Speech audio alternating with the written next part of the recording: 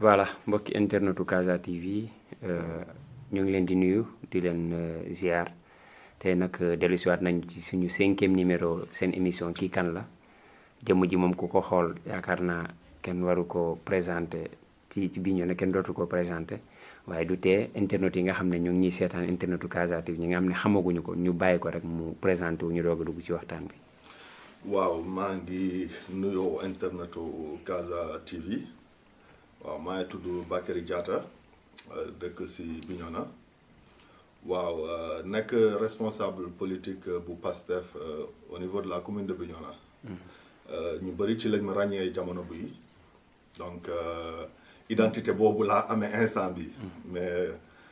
du tee après dinañu développer si ay jaar-jaar ba ñuy yegg si fii tey. voilà comme ni nga ko waxee rek ci ay jaar-jaar donc balaa ñoo soobu ci politique beeg yooyu dañuy laaj rek Bakary fan la jàngee fan la juddoo sax d'abord fan la jàngee ba yegg fii. waaw Bakary Diatta man maa ngi juddoo Oussouye si décembre 1973 mais pratiquement su may parents ñoo fa doon liggéey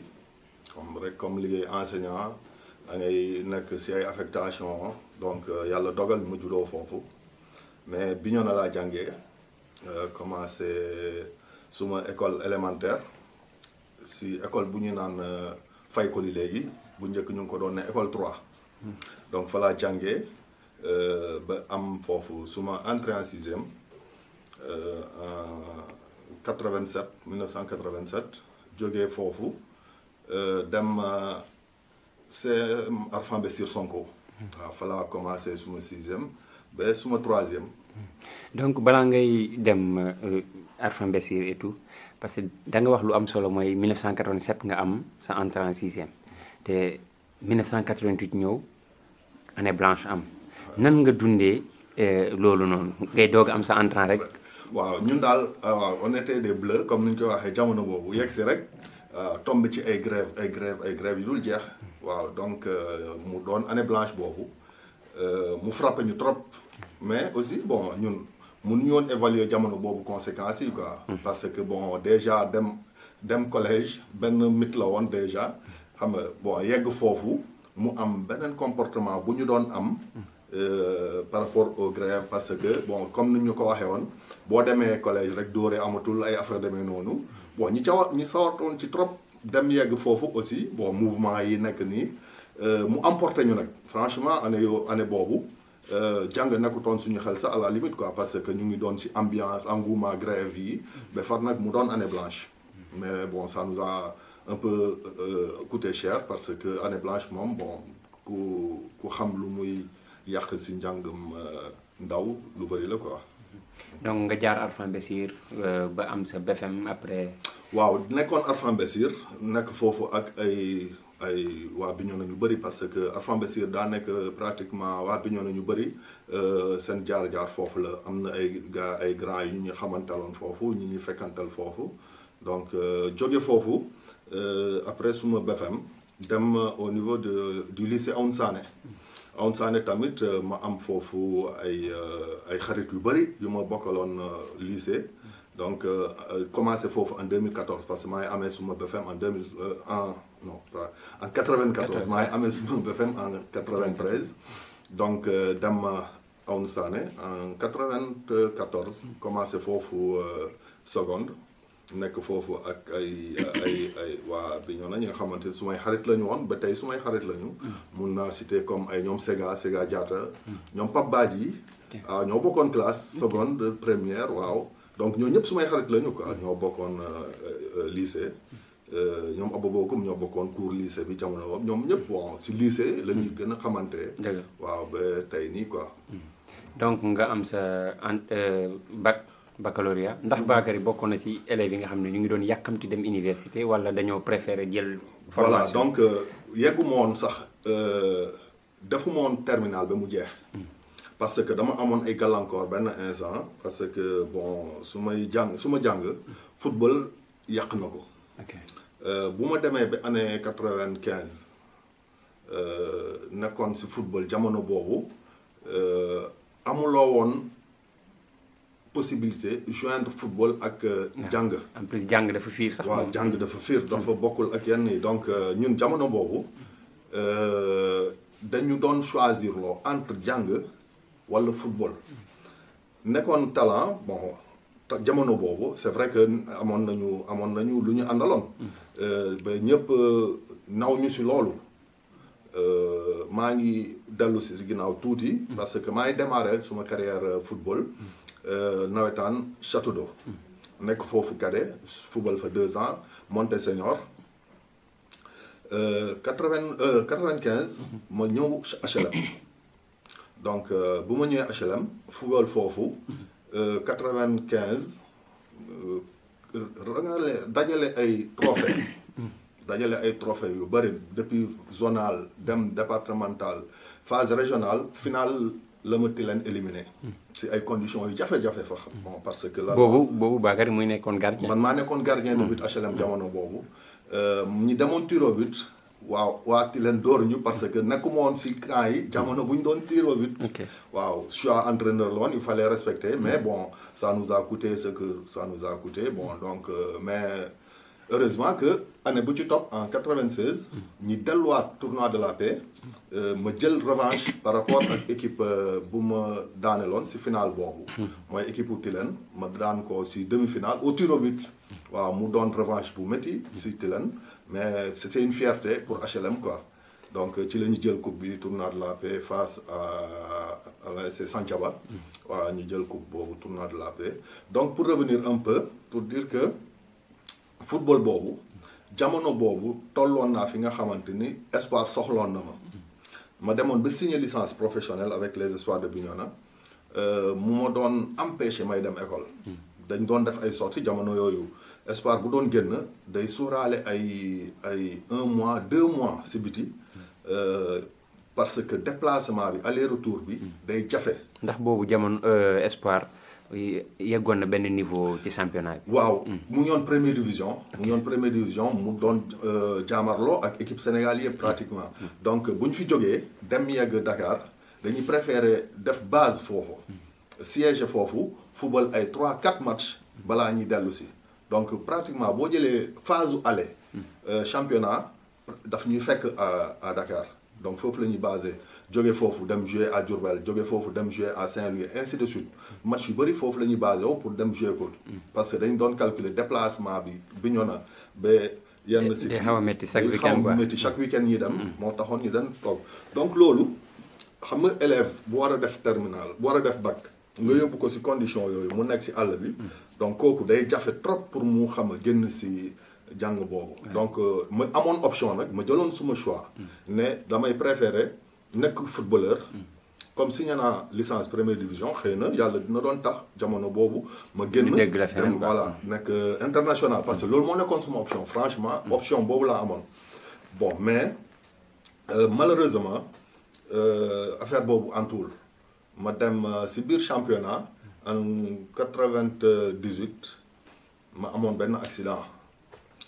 si benn match bi sax joué naa ko ba mu jeex ak suma entorse boobu contre Casaloon ñu amoon benn finale régionale bu ñu doon joué ma gaañu ci mais malgré loolu joué naa match ba mu jeex ba ñu dem tiro bi ba ñu gagné gars yi ci laa door man sentir ni que man dama am blessure donc voilà dama amoon benn engagement bu ma yóbbu woon waaw du ma bàyyi quoi dem ba dee xam nga parce que sapeur yi bu ñu ñëwee pour jël ma si terrain bi sax dama bañ dama leen naan du ma génn man match bi maa koy yeggali parce que ñu ngi wax tamit ni Bakary moo fi def lu kenn deful nekk gardien xaw ma plus de 44 matchs encaissé 3 buts waaw bon c'est vrai donc que loolu noonu ndax mën nga ci revenir ci sensation moment de sensation yooyu ndax ba tey amul kenn ku battre record boobu fii Casamance. waaw bon c'est vrai que jamono boobu dem ci yàlla Balabas Diallo daawoon na wax loolu ne meilleur gardien de la région pendant 3 ans amul ku mën a battre record Bakary Diatta donc loolu lu may rafetlu la.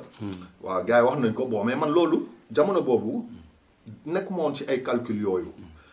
dafa amoon li ma gëmoon pour nga gagné ma si terrain dafa doon jafe parce que dama naan ni que suma morom du dem liggéey man ma dem liggéey si terrain après ñu dajee mu war ma dóor donc loolu dama ko doon ñaawlu aussi amoon naa ay supporters HLM dafa amoon organisation boo xamante ni supporters yi boo dugg see si terrain bi rek da ngay am leneen li ngay àndal waaw donc mu war a tax ni que waroo ñibbee loxoy nen donc il faut tout le temps nga ñibbi ak victoire donc ñi tàmmal leen victoire boobu ba tax na que boo amoon gàllankoor sax da nga koy nëbb nga dem joxewu amoon nay match yi nga xam dañ ko doon football mu leer la ni que diw dafa feebar mais day forcer mu dem jouer ko bon léegi palmarès boobu aussi bon rafetlu naa ko parce que topp na ma loolu moo tax sax ba mu am sélection au niveau des espoirs de Bignona parce que du tic ak entraîneur bi dafa ñëw seetaan mu 2 matchs rek mu boole ma si liste bi ma ne yow jarul nga def ay tests il faut man dogguma la ci loolu mais ku am palmarès bu mel noonu je pense que ci jamono bii nii waroon ngaa mën a football équipe nationale lan moo waral Bakary woowuñu ko équipe nationale ci performance yu mel noonu. waaw bon jamono boobu nag franchement loolu rek moo nekkoon suñu bëgg-bëgg liggéey nañu nag pour am loolu ba benn jamono amoon na benn équipe bu ñu yónnee si woon à Ziguinchor une équipe technique pour mu def ay recrutement demoon nañu ba ñu yaakaar ni que dinañ doon bokk si présélection équipe nationale boobu parce que si biir match bi bu ñu entraîné woo ba si digg match bi bu ñu defee pause mooy mi-temps bi benn technicien moo wàcc si ñëw ba si terrain bi ne ma lii ak lii nga war a yokk balaa ngeen di ñëw xam nga ku la wax loolu mooy leer na ni que bokk nga déjà si ñu ñuy sélectionné mais à notre grande surprise ñu ñëw ñu nañu bon vous attendez seen tour dinañ ko génnee au soleil ñu war a recruter ñu war a convoquer mooy regroupement à Thiès seen tour dinañ ko publier ci journal bi à notre grande surprise gisuñu kenn si waa Bignona alors que bon amoon naa su may ay nawle yu ma fa nekkaloon su may xarit yu ma bokkaloon équipe tel que Yankuba Badji Yankuba jamono boobu il était le meilleur buteur fii Yankuba Badji professeur EPS te mu nekk à Badiana actuellement waaw donc moom moo nekkoon suñu meilleur buteur donc ñun ñoo bokkoon si sélection boobu ñu yóbbu woon à Ziguinchor mais finalement bon loolu la jur ñun mujj ñu dem fenn xanaa am sélection mooy espoir de Bignona foofu rek la ñu yem.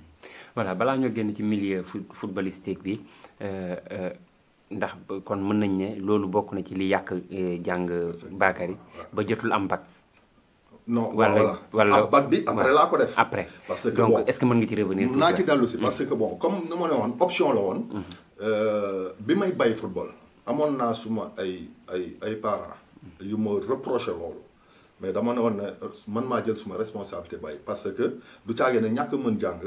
parce que boo laajtoon sax suma morom yi ma doon lim sànq ñi bokkoon au lycée meilleure note français meilleure note histoire géographie man maa ko doon jël dama leen naan mathématique mun ngeen bàkkoo foofu parce que léeg-léeg xam nga ma am ay kii bon ma am ay chute yu may am mais bu ñu demee si yenn matières yi non man maa fay buur donc loolu tamit mu naxari leen trop le fait que ma opté pour dem football bañ a continuer jàng bi parce que gisumoon sama bopp man université jamono boobu quoi leneen laa gëmoon quoi donc loolu moo ma emporté woon ba defumoon bac jamono boobu mais après benn instant bi ma amee accident boobu ma toog 1 an footballu ma si 2e année bi bon parents yi commencé di wax mu am sa benn grand yàlla na ko yàlla yërëm mu jëlee ma fi yóbbu ma abenne mu ne ma il faut nga dem ressourcer wu un peu nga décider lan ngay def léegi ci biir retrait boobu ma dem xoolaat ma ne bon war naa mun a dellu dem jàng mais avant loolu ma nekkoon ci ay business parce que moom mu ngi ubbi woon benn campement ñi nekkoon foofu ci gestion bi laa nekkoon déjà comme amoon naa benn niveau mu ne ma kaay nga gérer ma affaire bi bon ñoo nekkoon ci ma nekkoon ci ay business yu bëri nag waaw ba benn instant bon ma gis ni que mun naa reprendre su may njàng parce que première année bu ñu ubbee volontariat bindoon naa jàlluma ma arrêté quoi mais au fil du temps chaque année affaire boobu day dellu si suma xel ba benn année bon ma ne bon cette fois damay dem tenter at ma xool quoi ma préparer concours bi ma jàll ci laa dugaat si système éducatif bi mooy bàyyi lépp ñëw jàngale waaw donc ci laa commencé jàngale bi may jàngale nag mu tombé ñi affecté ma encore à benn site bi ma découvrir woon déjà ñi affecté ma foofu delluwaat foofu jàngale foofu si ay conditions yu rafet sax parce que bon nekkoon naa foofu ak population bi si ay anam yu rafet ma delluwaat foofu comme enseignant gars yi accueillir ma comme waaw pas possible donc abene daal dund naa fa ay moment yu intense waaw donc taxoon na ma am benn prise de conscience ma delluwaat foofu pour joxe connaissance donc ay moment yu intense la si man quoi. donc ñu bëggoon rek nga tënk ñu tuuti ndax Bakary mu ngi jàngale ba léegi wala Bakary dafa am ci yenn fonction yu mu. waaw gis nga nag bon si biiru jàngale bi. C'est vrai que am na benn paragraphe xëy na bu ma tëb bi ma bàyyee jàng bi amoon naa benn partenaire bu ma doon échanger bi ma nekkee à Bénin ñi doon waxtaan si niveau nit ki quoi bon léegi si biir waxtaan bi mu sentir ni que bon kii xëy na am na benn niveau bu mu am quoi bu bokkul ak ñeneen ñi foofu quoi mu laaj ma waxtaan ak moom ba ñuy toll foofu après mu ne ma mais yow lan nga bëgg a def quoi instant bi comme yaa ngi si gestion bi nii est-ce que doo def ay cours informatique pour mu gën la may opportunité ma ne ko amul benn problème bon mu taxaw ma ci ma def ay cours informatique jamono boobu mun naa ne su ma premier pas en informatique maa ngi ko amee lycée Aoun Sané avec suma professeur proviseur Kabou waaw moom ak Cheikh Ndiaye ñoo ma njëkk a initié à l'informatique maa ngi leen di nuyoo au passage di leen di remercier parce que confiance la ñu amoon ci man ñëw jàng si ñoom 1 an 2 ans si 3e année bi ñi confié ma salle informatique bi may jàngale foofu encore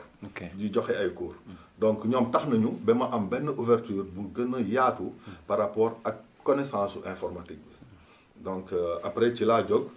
connaissance yooyu sànniwuma ko ma continuer di gestu di def ay formation di def di participer si ay séminaire si affaire yooyu dem ba am benn bagage bu ma permettre ma créer ay application def ay maintenance def naa maintenance def ay installation application donc développer ay application du moins léegi si liggéey boobu ma yóbbaale ko mooy si suma école parce que bi ma yeggee Abéné xam nga la manière traditionnelle bu nit ñi doon defaree ay fiches ma indi innovation par rapport à ça ñëw waxtaan ak suma directeur moom tamit nit ku baax Atab Cissé waa Jululu waxtaan ak moom ne ko bon man dama bëgg a innover indi une touche particulière ni si ni ñuy jàngalee waaw dama bëgg a defar suma fiche yëpp si ordinateur te à la longue bëggoon naa sax di def ay projection si classe mu ne ma ah yow li nga may wax nii lu intéressant la est-ce que mun nañ ko mettre en œuvre ma ne ko amul problème dès à présent man yor naa suma ordinateur dinaa commencer di présenter ay fiches si ordinateur bi waaw mu encouragé ma ci donc si année boobu presque c'était en 2008 laa commencé di def ay fiches avec l'ordinateur ñi am ay partenaires yu ñu jëndal ñaar ordinateur su may partenaires yu ma indi parce que au passage dama doon liggéey ak waa Université de Bordeaux sur les énergies renouvelables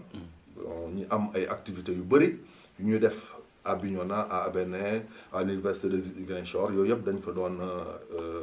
ci doon yëngu léegi ñu jëndal ay ordinateur installé ko ci école bi donc ci lañu commencé di liggéey ordinateur au niveau de l'école léegi compétence yooyu ma dajale woon yëpp ci affaire informatique affaire bureautique nooy kii gestion mu amoon inspecteur bu gis loolu ci man mu ne ma il faut que mu indi ma au niveau de l'IEF ma liggéey foofu donc loolu moo waral suma mutation jëlee ma ci classe yi indi ma au niveau de l'IEF bu ma yegsee IEF ñi confier ma gestion financière bu IEF bi maa ngi ci loolu moo ma jëlee ci classe yi boobu depuis kañ depuis 2005 depuis 2005 laa jógee Abéné ñëw au niveau de l'IEF pardon 2015 c'était en 2015 laa jógee à Bénin ñëw au niveau de l'IEF Bignona 2 comme gestionnaire. ok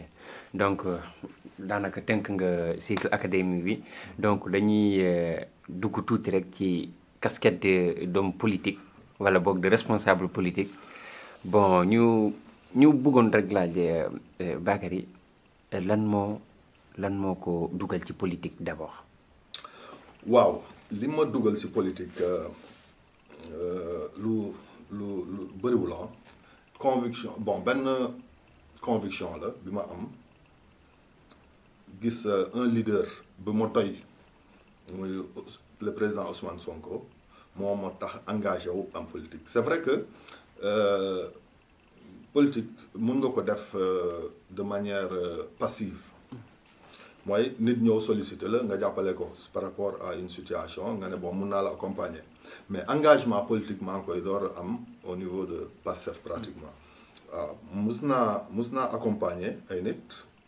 même avec le PDS jamono boobu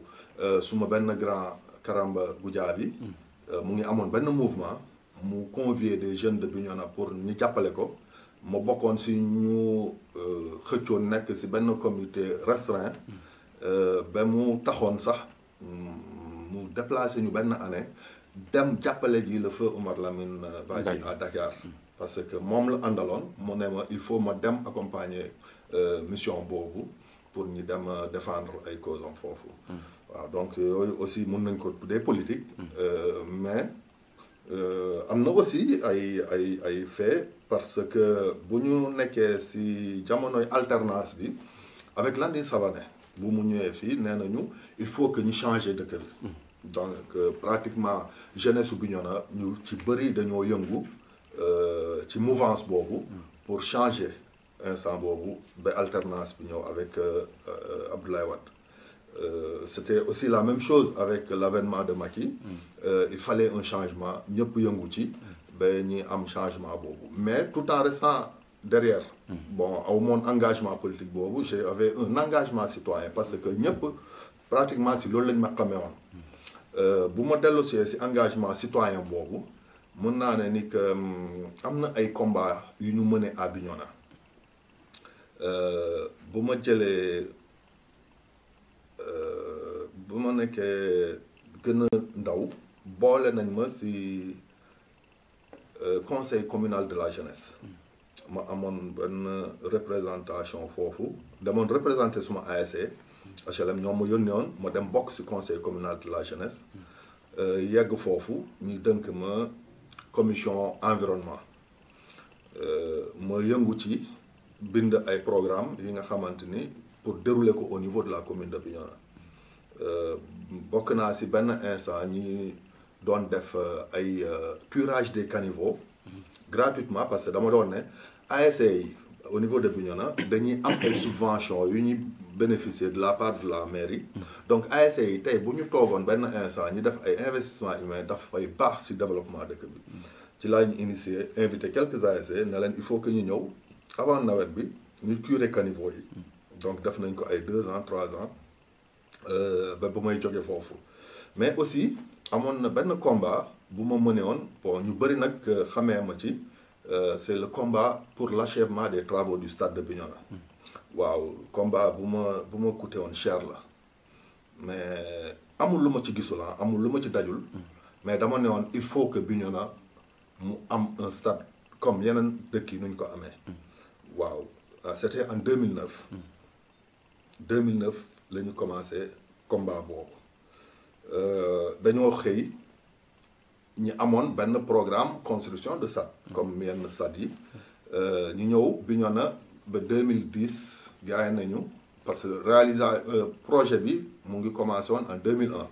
2009 ñu dëgg ay rumeur ni que stade bi pare na en 2010 2009 boobu la ñu wax ASC yi ne leen il faudrait que ñi am lu leer personnellement ma interpellé inspecteur des sports bi fi nekkoon Samuel Ndiaye ma ne ko il paraît que sur papier le stade de Bignona est livré mu ne ma non non moom amul ci benn information ma ne ko bon on va continuer à faire des investigations ñi xam affaire boobu fan lay mujjee séance tenante ñu convoqué ASC yi man leen il faudrait que ñu ñëw ñu waxtaan ci mbir mi parce que mënuñu ko bàyyee noonu on avait même décidé en son temps de boycotter les navétanes en 2009. Et ce qui a été fait hein? Bon mais c'était plus tard lañ ko def parce que 2009 lañ jëkkoon signé la première pétition buñ ko signé mu am ay ASC dem ba ci biir ñu rocceeku bon ma ne leen amul problème léegi aussi y a des autorités ñi dem def ay démarches ay interventions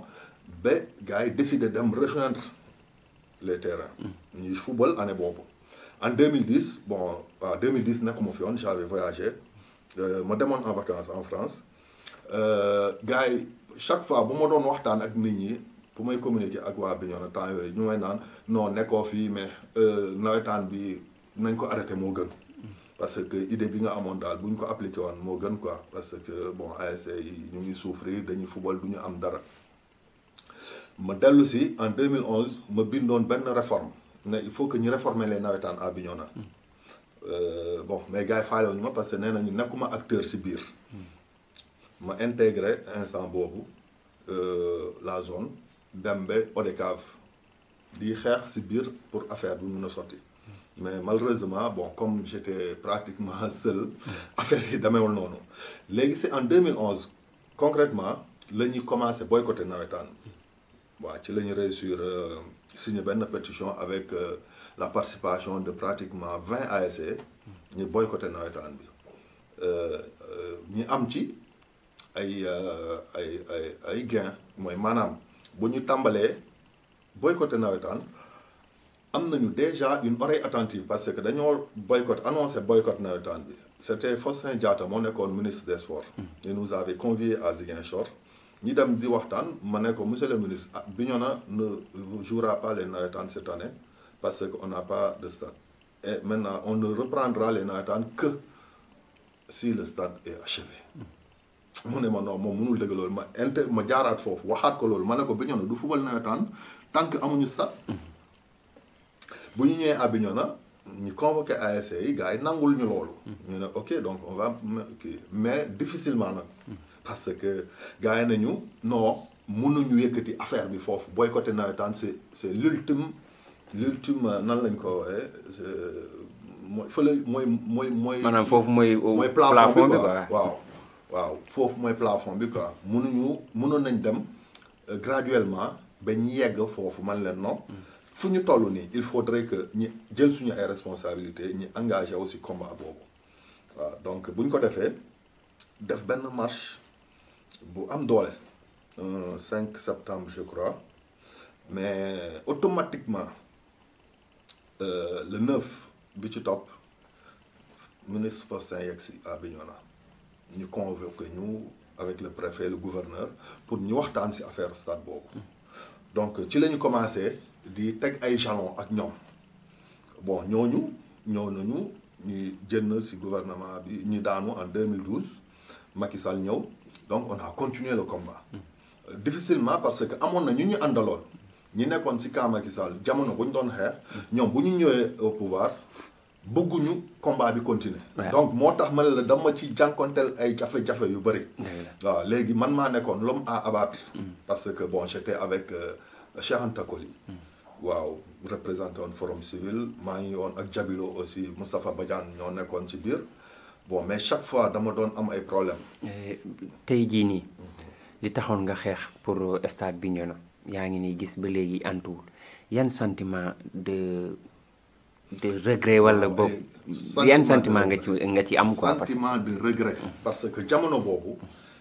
man je me disais que on tenait le bon bout ñu ngi yoon ci yoon bu baax bi demoon nañu ba am projecteur loolu yëpp xeex bi moo ko indi du keneen moo ko indi xeex bi moo ko indi ok jamono boobu ñu ngi nekkoon en pourparlers permanent avec le ministre des sports jamono boobu Mbagnick Ndiaye moo fa nekkoon ok Mbagnick Ndiaye dem ba accepter le fait que ñun nekkuñu di football nawetaan quoi mu ne il faut que mu accélérer mbir mi ñu dem ba am projecteurs yi et pratiquement chaque 2 semaines ñu ngi yoon en contact permanent di xool évolution liggéey bi man maa yoon jamono boobu Abéné mais dama doon ñëw tout le temps à Bignona pour xool affaire yi fu muy toll parce que il fallait que ñu rendre compte aux ASC yi engagé wu pour le combat mais aussi ñu communiquer avec le ministre bu ñu nekk di topp affaire boobu donc loolu moo nekkoon suñu liggéey pratiquement par rapport ak combat boobu ñu amoon ci ay jafe-jafe yu bëri ba instant bu mu combat bi yàqoo combat bi bu mu yàqu ñun suñu biir lañu Bignona mu am ay jeunes ñi naan ñoom dañuy reprendre nawetaan parce que stade bi mu ngi jub ci defaru ma ne leen mais wan leen ma document buy wane ni que stade baa ngi defaru mu ngi jub si defaru ma ne leen am nañu projecteur mais loolu du loolu rek mooy combat bi du loolu rek moo nekkoon suñu objectif soxla nañu tribune soxla nañu aire de jeu ñu ne non loolu dina antu bon mu am des hommes politiques yu financé ay jeunes pour ñu organiser jamono boobu seen nawetaan waaw mu amoon benn rencontre bu ñu amoon ñun comité boobu ak ki paroon organiser nawetaan boobu de 16h à pratiquement 1h du matin mënuñu déggu moom mu ne day football parce que il a déjà pris des engagements dafa dem def prêt ay affaire deme noonu racontel ñu lu bëri ñu ne la non non ñun mun nañu la jàppale nga delloo prêt boobu ñu téye suñu position mais malheureusement déggul gisul le lendemain mu dem organiser 4 grands yi ñun tamit ñu téye suñu on a tenu une réunion waxtaan ba 14h ñu dem terrain dem yegg foofu ma ne non match mënul am ma engagé wu dugg pour envahir terrain bi match bañ a am brigade gendarmerie la ñu woo ñu ñëw jël si ma foofu ñu téye ma après médias yu bëri relais information boobu ni que Bakary Diatta a été arrêté parce que xam nga ni ak ni affaire de stade bi la woon quoi donc affaire bi siw suma parents yi interpellé ma ñu ne ma il faut nga arrêter parce que lii moomoo ko nit ñi bu ñu gisul ni ko yow da ngay xeex pour dëkk bi mais il faut arrêter man leen non il faut ma yegg ndax tey mën nañu jàpp ni Bakary am na dëgg ci ñoom ndax ba tey li mu doon combat bi mu doon xeex ba tey gise résultat amagul bon c'est vrai que am na ñi ci bëri damay gis ci ñoom sentiment de regret moom mu am ñi am honnêteté ñëw ba ci man ñu ne ma gisuñu woon yow li nga gisoon ba tax na ñi la doon créer ay problème waaw parce que am na ñu ci bëri dañu ñëw reconnaître ni que ah franchement bu ñu xamoon jamono boobu ñi àndoon ak yow ci li nga jàppoon parce que sinon voilà on a perdu pour rien quoi mais am na ñi nga xamante ni xëy na dañoo rëy bañ a ñëw instant bi ne ma lii ak lii mais ça ne sert à rien parce que jamono boobu man vision bi ma amoon xëy na ñoom gisuñu koon ñoom benn intérêt rek la ñu amoon mooy gars yi jox leen xaalis ñi organiser parce que dama leen naa ni que boo génnee Bignona nga dem même si biir Sénégal nga gis yenn dëkk yi nu mu nekk di avancer war na la mun a doy nga toog xalaat lan laa mun a apporter pour dëkk bi buñ la wooyee si combat bu mel noonu waroo des si ginnaaw mais malheureusement ay jeunes ñi nga xamante ni si sport la leen nit ñi ràññee sax ñoom ñoo doon organiser di naan non ñoom foofu la ñuy dundee imagine toi ñoom loolu la ñuy dundee quoi man li ma gis mooy Bignona am ay talent ultérieur ce qui est malheureux quoi ci suñu dëkk ñoom foofu la ñuy dundee quoi man leen non c'est dommage man gisul ma li ñu war a dundee ñun parce que man personnellement gis nga ministre Mbagnick Ndiaye bu muy ñëw pour réceptionner éclairage bi fekk gars yi organiser nañ nawetaan ba pare ñi nekk au niveau du terrain stade bi benn bëccëg préfet ñëw autorité yëpp nekk foofu ñu jox ma la parole ma ne ko bon franchement ñu ngi lay remercier si li nga def parce que de tous les ministres yi fi jaar yow yaa def ba ñu am déjà projecteur mais combat bi yemul fii soxla nañu aire de jeu soxla nañu tribune ok mu am benn élément bu fa jaar si diggante boobu mu choqué ma trop il faut ma tudd ko monsieur le maire actuel noonu Lamine Keita mu ne que la jeunesse de Bignona s'estime heureuse parce que am na ñeneen ñi soxla lii amuñu ko ñun buñ ko amee noonu nañu fubal sinon ñoom ñooy perte affaire boobu naqari ma trop mu dellu si suma xel si ay yenn information yu ma doon dëgg jamono boobu quoi di naan ni que bon y a des gens politiques qui sont en train de ñuy jàppale ay jeunes pour ñu saboter suñu combat bi waaw alors que bon ñun dañ leen waxoon ni que donc yow ci wax boobu rek automatiquement jàpp nga ni moom bokkoon na ci ñi ngemboon ay jeunes waaw bon du caay ne jàpp automatiquement parce que am na ñu ma joxoon ay information mais keroog boobu laa gën a gëm yenn information yi bon bëriwuma lu may wax si nit quoi ba jamono boobu lii lu mu wax la moo tax ma wax ko mais lu mu def si suuf te yëguma ko ñaaw njort laa ci am mais mënuma ko confirmer parce que gisuma ko moo tax damay moytu chaque fois di wax si nit lu mu deful ou bien lu ma yaakaar ni que moom la def donc boobu waxam la ma ñaawlu ko trop mais comme amatu moon kaddu instant boobu ministre moo doon yeggali ministre wax lu muy wax mu ne Bignona boo leen fubal nawetaan boo leen fubalul nawetaan yenay perte parce que man en tant que séeréer def naa li ma mën suma kat lay kattan ba indi leen ay projecteur léegi boo leen ko seetaanee nii ba mu nëb fii yan la terrain baa ngi nii mun ngeen fubal en attendant leneen ñëw ma ne ko monsieur le ministre bëgg naa nga ñu dem nga xool ñun fu ñuy fubalee nawetaan parce que fii man yaakaaruma nit mu ngi fuy fubal parce que bu nawet jotee non fii c'est impraticable waaw. voilà léegi ñu tënk rek comme ñu ngi ci jàppandalu émission bi donc dañuy xuus directement ci sa parti Pastef bi nga intégré ndax mën nañu xam lan moo la gën a motiver ba nga intégré Pastef ak li nit ñi di wax ci suuf ndax du nit ñi sax ñoo ko wax suuf mais Bakary ci boppam lañ tàllal micro ñu ne ko ndax yow yaa nar a nekk maire Pastef fii Bignona Bakary confirmé ni pas Bakary sax mais Ousmane Sonko confirmé ni Bakary moo war a doon. bon loolu il faut que ma dellu si donc il faut nga revenir ci. waaw Ousmane Sonko confirmé wala ni que Bakary mooy. donc ah mais Ousmane Sonko moo ko confirmé. non non pas Ousmane Sonko. parce que Ousmane Sonko fii coordinatrice. naa ni que moom am na candidat. voilà donc c'est ça ñu ne ko ndax Bakary la mu ne Bakary la donc nga indi ci ay leeral. waaw Ousmane Sonko mooy. coordinatrice Mojib. voilà bu département Bignona. waaw suma engagement si Pastef. boo xoolee jaar-jaar bi ma jot a expliqué am na lu bëri li nga xamante ni xëy na bon temps bi duñu ko may pour ñu développer parce que am na ay mouvement ay combat yu bëri yeneen xëy na si yeneen émission dinañ ci gën a waxtaan yi ma def au niveau de Bignona léegi avènement Ousmane Sonko ma gis si moom li ma doy ku dëggu ku cohérent ba pare mu constant si lu muy wax ma jël temps étudier ko ba ma accepter def politique léegi gannaawam mooy le président Ousmane Sonko bi ma jëlee engagement bi nag ma fekk à Bignona mu am déjà ay kuréel yu ñu taxawal ay nit yi nga xamante ni am nañu déjà adhéré nañu parti bi ma dem liggéey ak ñoom léegi si biir liggéey bi xëy na ma am li ma apporté waaw si management bi si ay affaire demee noonu ba benn instant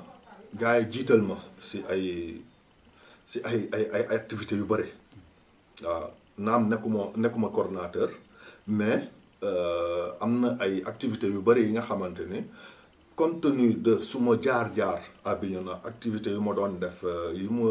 combat yi ma doon mëne gars yi may jiital si affaire yi parce que aussi bu ñu réeree mbir ni que jeunesse Bignona dañ ma yàgg di solliciter avant may def politique ma ñëw dugg Pastef ñu continuer di may solliciter may parrainer seeni ay activités donc bu ñu demee ba benn instant jeunesse boobu ñu ne ma yaa ngi si Pastef gis nañu li ngay def si dëkk bi bëgg nañu nga nekk suñu candidat ma ne leen bon candidat Pastef du man maa koy tànnal suma bopp candidat Pastef parti bi moo war a toog mu saytu candidature yi mu am yëpp après mu valider benn candidature donc Ousmane Sonko mooy Mojib bokk na si ñi nga xamante ni loolu moom mooy seen bëgg-bëgg te du moom rek équipe bi ma nekkal fii di liggéeyal avec le Pastef au niveau de Bignona ñoom tamit ñu ci bëri loolu mooy seen kaddu mais nit boo amee jaar-jaar bu mel nii bon du fit la ñuy desee wala du engagement la ñuy desee wala du xalaat bu baax la ñu ñàkk donc tey bu ñu la proposé yenn position yi mais doo daw quoi parce que boo ko deful da ngay daw parce que mooy maanaam yow attanoo li ñu lay doyee bon moo tax ma ne du ma dellu ginnaaw par rapport ak position boobu ba bés ba ni que parti bi di jël engagement pour valider une candidature donc wax bi yëpp loolu la par rapport à une candidature nit ñaa ngi koy wax jeunesse bi wax na ci suma gars yi wax nañ ci léegi dañuy xaar parti bi mu ñëw mu confirmer ko keroog convoqué nañ leen Dakar waa Pastef xamu Pastefu département bi ndax damay dégg rek ay rumeur nit ñi di wax li nit ñi di wax rek laay jottali ni wax boobu créé na fi benn coow bu amul fenn ba mu jaral Ousmane Sonko leader du parti convoqué leen à Dakar est-ce que mën nga ci revenir tuuti. waaw bon revenir ci xëy na dina jafe dugg si détails yi mais problème moo amoon au niveau de Bignona Pastef dafa amoon ay gàllankoor yu ko doon sonal si biir parti bi ñàkk déggoo la entre ay frères et sœurs yu parti bi mu am gis-gis yu wuute léegi si gis-gis yu wuute yooyu affaire bi dem ba mu doon góom bu xóot góom bi fu mu tolloon noonu il fallait que président si boppam mu woote par le canal de ay sages ñoom ñoo naan président il faut que nga saisiru si problème bi ñoo na bi nga wax ci ñu def ko président woo ñu à Dakar ñu dem waxtaan ak moom waxtaan nañu ku nekk génnee na li nga jàpp ni que moom moo la métti après parti bi am ay recommandations yu muy jël forcément parce que parti bi du Bignona rek quoi waaw c'est vrai que Bignona moo am problème mais parti bi yemul ci Bignona mais Bignona fief président la donc war nañu mun a xoolaat suñu taxawaay si Bignona parce que xam nga li nga xamante ni yow yaa ko moomal sa bopp buñ la ci wax yenn yi mun nga ci mer mais li nga moomul li nga xamante ni ñëpp bëgg a bokk non buñ la ci waree interpeller rek da nga war a bàyyi sa xel si li nit ñi di wax donc heureusement que foo la ñu toll président woo ñu jox ñu ay recommandations ni que c'est seulement dans l'unité la ñu mun a def ay résultats. mais est-ce que loolu est-ce que yow gis nga ni c'est le moment est-ce que c'est le moment yéen ngeen war a def ay division wala ay clan loolu ci au sein du parti. alors qu'on est à quelques mois des élections locales. waaw ce n'est même pas le moment. ou bien loolu sax du amul benn moment bi nga xamante ni daf ko war a jar. waaw donc surtout comme ni nga ko waxee à l'approche des échéances électorales. waaw c'est vrai que parti buy màgg day am ay tendance day am loolu moom c'est obligatoire waaw mais am na yenn position yi nga xamante ni jarul xëccoo exclusion bu amee moom mooy indi yenn jafe-jafe yi ci biir parti bi mais waxtaan bu amee ku nekk xam ni que yow li ngay xëcc nii moomoo ko ñépp ko bokk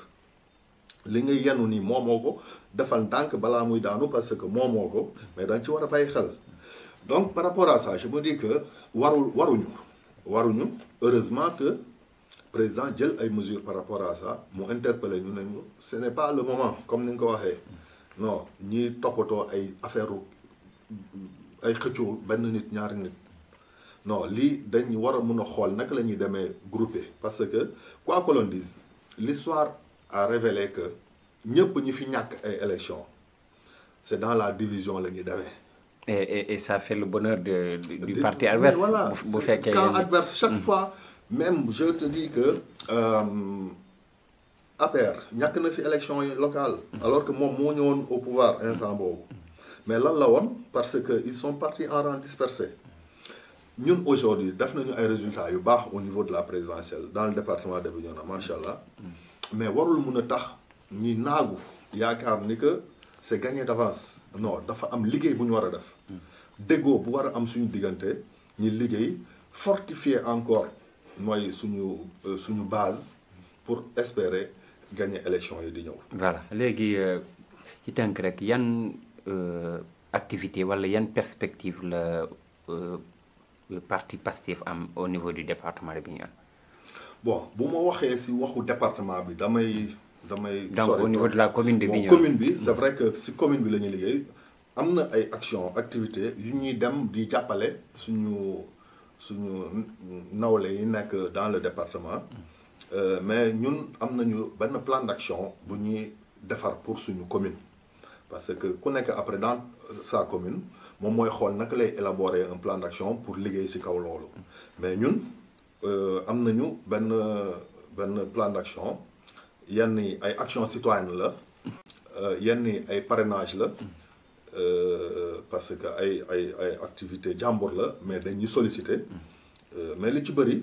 ci suñuy activité ay action citoyenne la